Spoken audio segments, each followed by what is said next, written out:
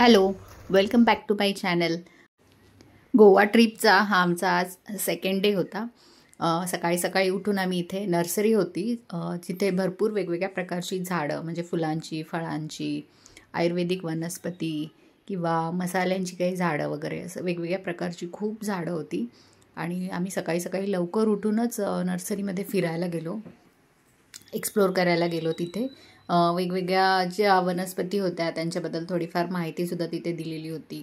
आणि अतिशय भन्नाट शांतता आणि इतकं सुंदर वातावरण, पक्ष्यांचा आवाज आणि हवेतला गारवा. पाऊस तर पडतच होता, तर खूप छान वाटलं तिथे फिरल्यानंतर. आणि सकाळी सकाळी दिवसाची सुरुवात आपल्याला जशी असायला पाहिजे दररोज, तशाच पद्धतीची एक सकाळ आम्ही तिथे अनुभवली.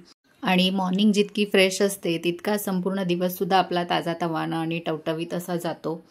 तर त्यानंतर नर्सरीमधून फिरून आल्यानंतर आम्ही इथे बाल्कनीमध्ये थोडंसं बसून कॉफी घेत होतो.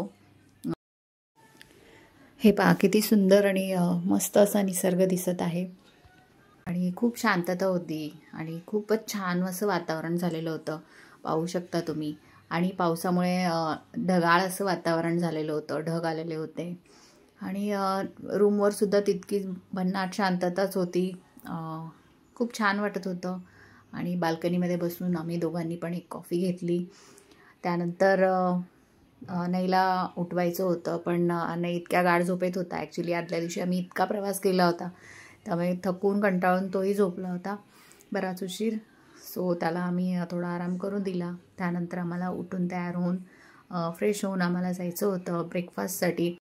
आणि त्याच्याही आधी आमच्या काही वॉटर ॲक्टिव्हिटीज बाकी होत्या, कारण आदल्या दिवशी मला जाता आलं नव्हतं, कारण मी पण खूप कंटाळले होते. मला अजिबात मूड नव्हता वॉटर ॲक्टिव्हिटीज एक्सप्लोर करण्याचा. पण नेक्स्ट डे अर्ली मॉर्निंग उठून आम्ही सर्व एक्सप्लोर करणार होतो. वॉटर गेम्स काही जे आमचे राहिले होते ते खेळणार होतो आणि त्यानंतर ब्रेकफास्टसाठी जाणार होतो. आणि मग ब्रेकफास्ट करून आम्ही गोवा एक्सप्लोर करायला जाणार होतो. थोडंसं गोव्यामध्ये फिरायचं होतं 1-2 ठिकाणी. पावसाचं वातावरण झालं होतं. आज दिवसभर खूप पाऊस पडणार आहे असं वाटत होतं, तरीसुद्धा आम्ही प्लॅन केला होता फिरायचा. तर चला पावसाळ्यामध्ये गोवा एक्सप्लोर करण्याचा आनंद घेऊया.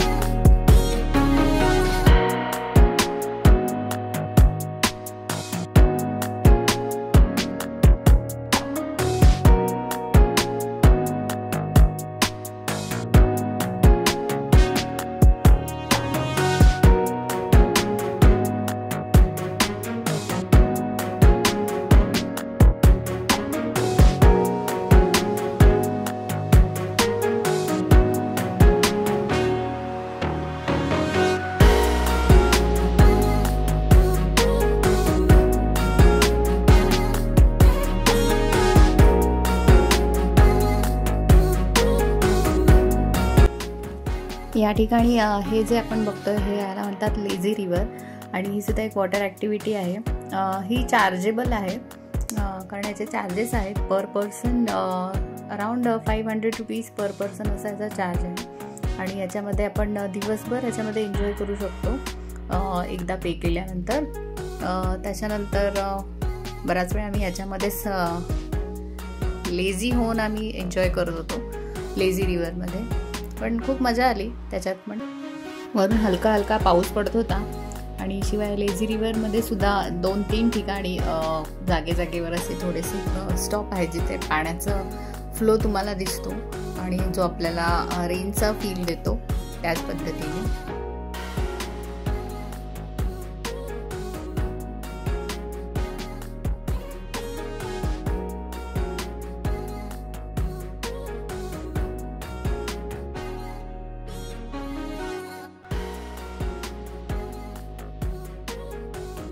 4-5 वॉटर ॲक्टिव्हिटीज आहेत इथे. त्यापैकी फक्त लेझी रिव्हर ही चार्जेबल आहे. आणि तुम्ही आदल्या दिवशी पाहिलंच असेल की अनयने त्यातले 2-4 ॲक्टिव्हिटीज ऑलरेडी केलेल्या होत्या डे 1लाच.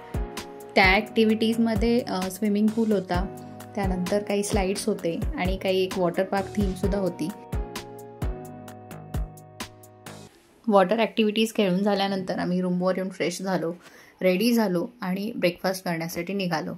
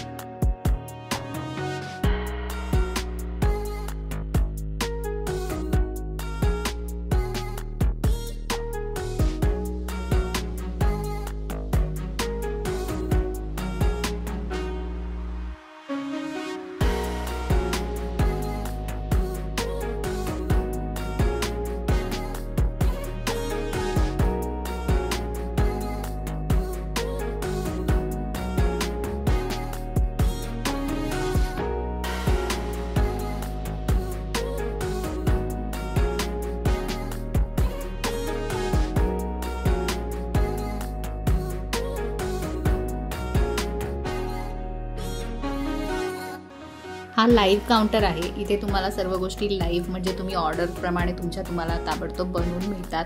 जसं की डोसा असेल, मसाला डोसा, पुरी, फ्रँकीज किंवा पास्ता, ऑमलेट्स वगैरे वगैरे बरेच पदार्थ लाईव्हली बनवून मिळतात. ब्रेकफास्टनंतर रूमवर जाऊन थोडासा आराम केला आणि त्यानंतर आम्ही आमच्या गोवा एक्सप्लोअर करण्यासाठी बाहेर पडलो.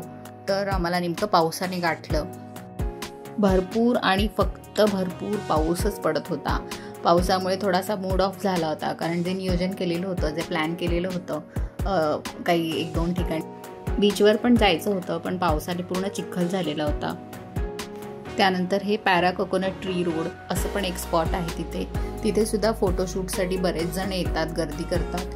पण पावसामुळे सगळी गर्दी पांगली होती, सगळे लोक निघून गेले होते आणि तिथे सुद्धा आमचा मूड ऑफच झाला होता. त्यानंतर आम्ही कलंगूट बीचकडे निघालो, जिथे गेल्यानंतर आम्हाला बीचवर जाण्याची अजिबात इच्छा झाली नाही. बीचवर सगळीकडे चिखलच होता आणि तसंही तिथे खूप जास्त गर्दी होती, कारण वेकेशन मोड ऑन आहे. त्यामुळे बहुतेक लोक गोव्याला फिरण्यासाठी येतात आणि प्रचंड गर्दी आणि तो पावसामुळे झालेला चिखल आणि मूड ऑफ अजिबात कुठे जाण्याची इच्छा नाही झाली. तरीसुद्धा थोडीशी शॉपिंग करायची होती, म्हणून आम्ही कलंगूट बीचकडेच गेलो मार्केट एरियामध्ये. तिथे आम्हाला थोडेसे काजू वगैरे घ्यायचे होते घरच्यांसाठी आणि आपल्या स्वतःसाठी पण. आणि त्यानंतर एका कॅफेमध्ये गेलो थोडीशी पेटपूजा करण्यासाठी. अनईला फ्राईज खायचे होते आणि मला या पावसामध्ये गरमागरम कॉफी घ्यायची होती. सो थोडीशी पेटपूजा केली, कॉफी घेतली आणि त्यानंतर आम्ही निघालो आमच्या रूमकडे परत. व्ह्यू खूप छान होता, कारण आकाशामध्ये आपल्याला एक रेनबो दिसतोय. तर तो ॲक्च्युली लाईव्ह बघताना मला खूप छान वाटत होतं आणि खूप सुंदर वाटत होतं. वातावरण तर खूप छान होतं. थोड्या वेळानंतर पाऊससुद्धा थांबला होता, पण उपयोग नव्हता, कारण खूप उशीर झालेला होता. तर रूमवर जाणं गरजेचं होतं.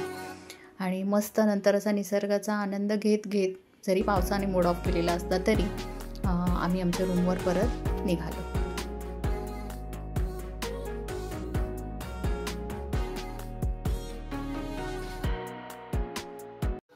रूमवर आल्यानंतर अनयने थोडीशी मस्ती केली रूममध्येच, थोडीशी मज्जा. त्यानंतर आम्हाला जायचं होतं गेम झोनमध्ये आणि हॅपी हबमध्ये, जिथे काही लाईव्ह ॲक्टिव्हिटीज होतात, जसं की काही मॅजिक शोज होतात किंवा काही म्युझिक शोज वगैरे होतात. तर त्या ठिकाणी आम्हाला जायचं होतं, एक्सप्लोअर करायचं होतं. आणि त्यानंतर आम्हाला जायचं होतं डिनरसाठी. तर हे बघा अनयची काय मस्ती चालू आहे, काहीतरी फनी डान्स करत होता.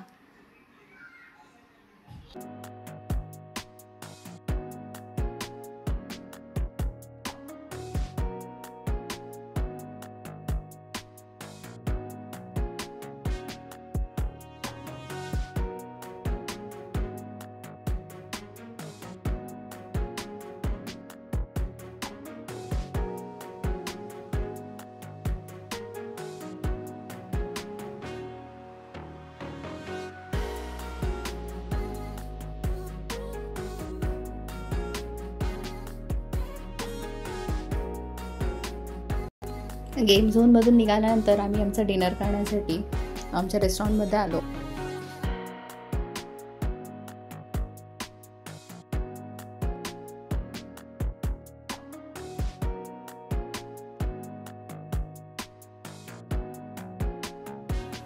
जेवणामध्ये भरपूर व्हेरायटी ऑफ फूड्स होतं आणि बरेच वेगवेगळ्या प्रकारचे योगर्ट्स होते.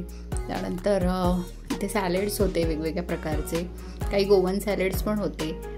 त्याच्यानंतर आपले जे टिपिकल जे चायनीजचे जे असतात आयटम्स ते होते, जसं की फ्राईड राईस, नूडल्स.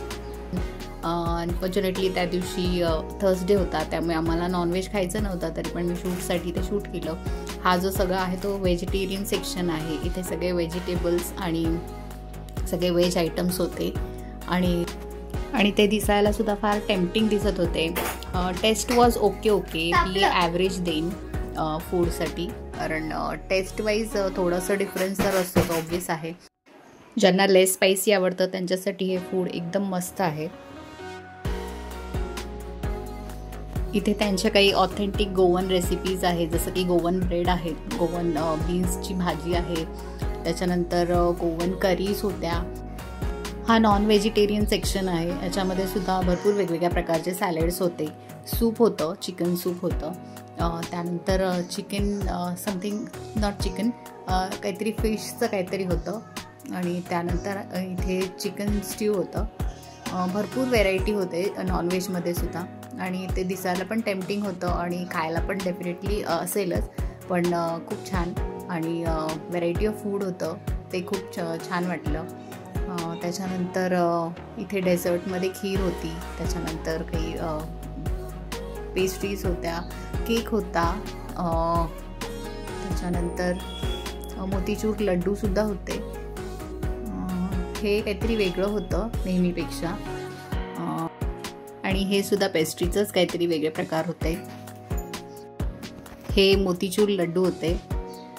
इतकं व्हरायटी ऑफ फूड असून सुद्धा आनयने फक्त त्याचं फेवरेट होतं तेवढंच घेतलं होतं, जे की होता केक आणि पेस्ट्रीज होत्या, आणि त्याला कॉर्न फार आवडतात, तर ते बॉइल्ड कॉर्न होते. ते घेऊन तो त्याच्यावर मस्तपैकी ताव मारत होता. रेस्टॉरंटचं ॲम्बियन्स हे फारच प्लीझंट होतं आणि खूप छान होता, मस्त होता. हा इथे लाईव्ह काउंटर होता त्यांचा, जिथे चिकन कबाब लाईव्ह बनवून देत होते ते. त्याच्यानंतर क्रिस्पी फ्राईड व्हेजिटेबल्स पण काहीतरी असा एक प्रकार होता जे ते बनवून देत होते.